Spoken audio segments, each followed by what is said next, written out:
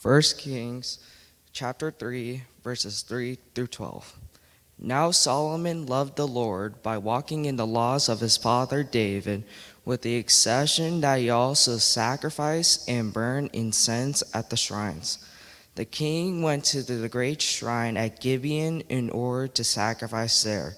He used to offer 1,000 entirely burned offerings on that altar. The Lord appeared to Solomon at Gibeon in a dream at night. God said, "Ask whatever you wish, and I'll give it to you." Solomon responded, "You showed so much kindness to your servant, my father David, when he walked before you in truth, righteousness, and with a heart true to you. You kept this great loyalty and kindness for him, and have now given him a son to sit on his throne. And now, Lord my God, you have made me your servant king in my father David's place, but I'm young and inexperienced. I know next to nothing, but I'm here, your servant, in the middle of the people you have chosen, a large population that can't be numbered or counted due to its vast size. Please give your servant a discerning mind in order to govern your people and to distinguish good from evil, because no one is able to govern this important people of yours without your help." It pleased the Lord that Solomon had made this request. God said to him, "Because you have asked for this instead of requesting long life, wealth, or victory over your enemies, asking for discernment so as to acquire good judgment, I will now do just what you said. Look, I hereby give you a wise and understanding mind. There has been no one like you before now, nor will there be anyone like you afterward." Well, it was, for me, an experience that I will not soon forget. I was 23 years old. I was 1 year out of college. I had just finished my first year at Duke Divinity School, and I was home for a couple weeks in August before I started the next semester, my second year in seminary, and the invitation came from my home church, my beloved home church, to come and preach the Sunday morning services. It was a great honor to receive that. A lot of folks had gone into ministry out of that church before, and I had grown up watching them when they were young and in seminary getting to preach, and so I finally had my chance. First United Methodist Church in Starkville, Mississippi. Now, the 845 service, and here's a lovely picture of my home church. I always get nostalgic when I see it. It's a beautiful church. They don't get snow in Mississippi much, so I've kept that picture. Now, the 845 service went fine. It's an early service. It was more relaxed. And just like Solomon said in the scripture today, I'm young and I'm inexperienced and I have no idea what I'm doing. But all of the folks at that early service had watched me grow up in that church. They loved me. They didn't really care how well I did. The only bar I really had to clear was not passing out in the pulpit. And frankly, I'm proud to say I didn't. I cleared that bar with flying colors. It was great. The 11 o'clock service, however, was a different matter. My church, home church, had a TV ministry like we have here in our sanctuary. And they did a live broadcast of the 11 a.m. service, and they had the old school TV lights still at that point. And so when you step up and the lights are on, you literally cannot see anything in the sanctuary except the first 15 rows right in the middle. Everything else is just in a glare. But that's where the real trouble began. Because you see, Mississippi State University there in Starkville, Mississippi, was just starting the new semester, and the fraternities and sororities had just finished their rush. Bid day was on that Saturday. And as was their tradition, all the fraternities and sororities had chapter church on that next Sunday, where all the new pledges and the actives attended church together. And on that particular Sunday, the one Sunday when I happened to be preaching, and the one church I happened to be preaching at, not one, not two, but 3 sororities all chose that church to do their chapter church. And in an act of gracious hospitality, the ushers had reserved the first 15 rows right in the middle. I stand up to preach as a 23-year-old guy right out of college, single, and there's nothing but like 75, 80 women right there staring at me. and I don't remember anything after that. It's all a blur. I just remember this buzzing in my ear and the flop sweat. I mean, you think I sweat now. I mean, no offense, but it was like, you remember that scene from Airplane when he was trying to land the plane and it's just pouring off? That's a little bit of an understatement for me. And to make the pressure even greater, my mother was sitting in the choir. And I'll never forget the words of wisdom. We were standing out with the pastors as the choir processed into the choir loft, and my mother, knowing that this was a really important moment, walked in and locked eyes with me and said, "Keep it short, kid." Now, she may be watching this live stream, and she would want me to tell you that she gave me better advice than that. She said a week before, as I was trying to come up with a sermon, just start with something funny, end with something poignant, and make everything else in between as short as possible. So 25 years later, I think that advice still holds up. Now, the reason I tell you that story 25 years later is that my text for that Sunday, August 17th, 1997, I still have a copy of the sermon for some reason, was this passage from 1 Kings 3. And the strain had been so great that day, I haven't preached on this passage since. But today I exorcise those demons, so let's turn our attention to God's word instead of my trauma flashbacks. So the Lord appeared to you in a dream and said to you, "Ask whatever you wish, and I'll give it to you." Ask this question. What would you ask for? How would you respond to God if you were asked this question? And I'm not going to ask anybody to share their answer out loud, and there's not going to be a survey or a test or anything, so you don't have to give the church answer, which I know you would if we had to speak out loud. You don't have to be more pious and holy than you are. You can be honest with yourself. But be honest with yourself. How would you answer this in your own hearts? What is it that you would ask God for? Because we're in the season of Lent, and searching our hearts and being honest with what we find there is kind of the whole point. And so I want us to hold on to this question. And as you're pondering that question, let's look at the context where this question comes to us from the Bible. We're, of course, reading through all of the scriptures. And the books of 1st and 2nd Kings are really just one book. Scrolls could only be so long, so it's split into two even now. But it really is one unified story, just like 1st and 2nd Samuel were as well. And in the earlier book in Samuel, David has unified the tribes of Israel into a kingdom. And in 2 Samuel chapter 7, God makes his promise to King David that he would establish his kingdom over the nations and fulfill the promises made to Abraham. God said, "I will never take my blessing away from you or those who come after you." And so the book of Kings tells the story then of the long line of kings that came after David. But none of them lived up to this great promise that we read about from David.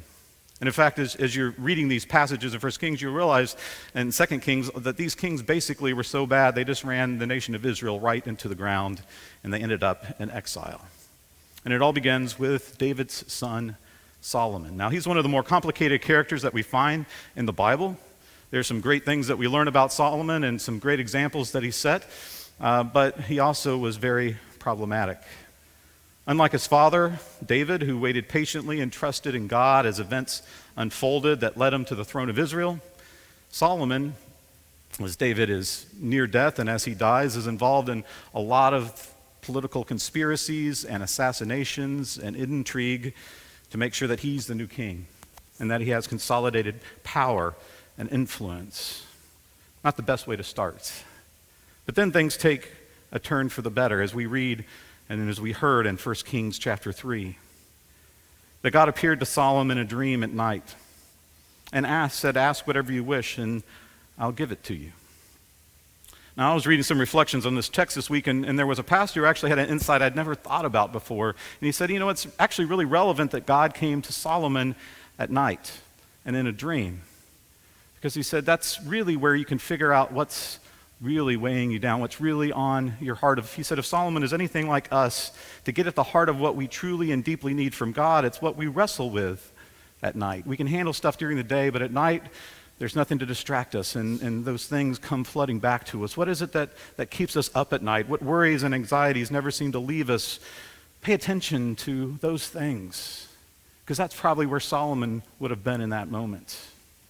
And for Solomon, perhaps it was the grief from his father who had passed away. Perhaps it was the worries about the political intrigue that was swirling around him. It might have been the actual burden of leading this group of people called Israel. Solomon certainly would have had plenty of worries that would have haunted him each night. Which makes us think, what are those things for us? Maybe it's not all the time, but we certainly know that experience of the things that keep us awake. Worries about our health or the health of our loved ones. Worries about money or employment or what's next in our career. Worries about our marriage. Worries about our kids or our grandkids or our friends. Worries about our community and our country, our world. I've seldom met anyone who's truly carefree. So I guess the question is, are those the things that we would ask God for? Is that where we would begin to look? Because I assume we wouldn't be so crass as simply to say, well, God, can I have the next lottery numbers? That would be great. Surely we have more depth than that, but would we ask God for a solution to those very things that keep us up at night? Because that would be natural. It would make a lot of sense. Well, who wouldn't want those kinds of prayers answered? You know, since God's asking to give us whatever we wish, that seems like a good place to start. Then I wondered, is that really the right direction to go? Because if we ask God to make one of these problems go away, what happens when new problems emerge that we never even anticipated? We ask God to fix money problems, but then our marriage hits the rocks. Or we ask God to address our health concerns, but then the job market collapses. Or, I know it's hard to imagine, but say inflation goes way up and there's supply chain issues. I mean, we never know what's coming around the bend next. So I think not looking beyond our present troubles might be a little short-sighted. It's like our prayer life becomes that whack-a-mole game where we're just flailing at whatever pops up next, but never really solving anything. And so Solomon didn't ask for the obvious things that we might think he would. He asked for something deeper. He asked for something more meaningful than just a quick fix to a temporary problem. He responds with humility, and he shows the desire to lead his people faithfully. This is really Solomon at his best here in chapter 3. As we heard, Solomon says in verse 9, "Please give your servant a discerning mind in order to govern your people and to distinguish good from evil, because no one is able to govern this important people of yours without your help." This is what Solomon is known for. Solomon chose wisdom when he was given the choice. Asking for wisdom is asking for something different than a fix to a temporary problem. Wisdom helps us discern what's really important and lasting versus what's fleeting and insignificant in the grand scheme of things. Something that seems urgent in the moment, wisdom tells us that too will pass. Wisdom is knowing what leads to a well-lived life, regardless of the inevitable ups and downs, or whether we're carrying all the cares in the world or we're delightfully carefree for the moment. Whether we're on top of the world or getting run over by the world by yet another crisis, wisdom still helps us understand in the midst of everything how we ought to live. As another pastor noted, Solomon was asking for ability to know the difference between living a good and moral and calm and peaceful and hopeful life versus veering towards the chaos of a fear-filled, harmful, futile, self-centered kind of life. Wisdom gives the perspective we need to know what really matters in the end. I think that's what's so important about Solomon's choice. He was thinking about, I need to rule these people, and this is the wisdom that I need, but wisdom is so much larger than just a tool for the moment. It helps us really see what matters. And I almost wish Solomon's story would have ended right there. This really is one of his high points. Things do go well for a little bit longer. We have that great story where he's discerning whose baby this really is when there's a fight. He shows that he's a wise judge, and he does end up building the temple that David had dreamed about. But somewhere along the line, he quit trusting in God. Somewhere in his story, he started pursuing other things other than the path of wisdom. And Israel goes off the rails. Solomon makes horrible choices. His kingdom falls apart. And one of the things that gets pointed to a lot is that in Deuteronomy chapter 7, way back in chapter 7, chapter 17 of Deuteronomy, God says, you know, at some point you're going to want a king. There's some rules that a king's going to have to follow if they're going to be blessed. And it was kind of odd things. He said, first, the king can't have too many horses. And then he said the king must not take numerous wives. And third, the king must not acquire too much silver and gold. Those were kind of God's guidelines for the future king. And so what does Solomon do? Well, he marries the daughter of literally hundreds of foreign kings, so he has those political alliances and those trade routes nailed down. And then he adopts the gods of these foreign wives to sort of hedge his bets on what will really bless Israel. He accumulates huge amounts of wealth. He builds this huge army with, yes, lots and lots of horses. And then he even institutes slave labor for all of his building projects. Solomon ends up looking no different than the Pharaoh or any of the other great kings of the other nations. And you might ask the question, why are those questions so important? I mean, what's the big deal about having too many horses? I mean, we live in Marion County. That seems a little prejudiced to me. But nonetheless, the reason they were important is because each of those things represented for the king whether or not they truly relied on God or whether they were just going to rely on themselves. Accumulating horses, wives, and wealth represented self-reliance versus reliance on God. It represented pride and it represented greed. Securing his own future rather than trusting God alone for his future. That really was at the crux of, are we trying to build our life so that we really don't need God? If something were to change, well, I'm secure, I'm safe, I don't have to worry, life can't touch me. And yet it always does. In the Sermon on the Mount in Matthew's Gospel, Jesus says this in chapter 6, verse 25. Therefore I say to you, don't worry about your life, what you'll eat or what you'll drink, or about your body, what you'll wear. Isn't life more than food, and the body more than clothes? And if you're familiar with that passage, you know that Jesus goes on to say, think about the birds of the air. They don't do all the work to get food, and yet God provides food for them. How much more will God look after your needs? And think about the flowers of the field. They don't make their own clothes, and yet they're clothed with beauty. And then he says, even Solomon, in all of his splendor, wasn't dressed like one of these flowers. Who among you, by worrying, can add a single moment to your life? And then he says this, instead seek first and foremost God's kingdom and God's righteousness, and all these things will be given to you as well. God isn't a genie in the bottle granting us wishes. God likely will not appear in a dream and say, you know what, ask for whatever you want and I will grant it. Probably because he knows some of you would ask for those lottery numbers. But just because we're not asked that, just because that's not the way, God's not a vending machine where we put in prayers and get out whatever we want, that doesn't mean that we don't have choices. Choices that we make. We're not just given a choice, but we make choices, whether we realize it or not, about the kind of life we will pursue. What are we going to focus all of our time and our energy and our effort on? And to what end? What's at the end of that? A lifetime spent chasing something that ends nowhere. What is it that you're really trusting in order to live a good life? There's really one choice that truly leads to a life that is worth living. One choice that reflects who made us and who saves us and who walks with us. One choice that is about life eternal. What is it that you want? And I'll give it to you. God's already given it to us in his Son, Jesus Christ. And so what choice will you make? What gift will you seek? What is it that you're truly pursuing in your life?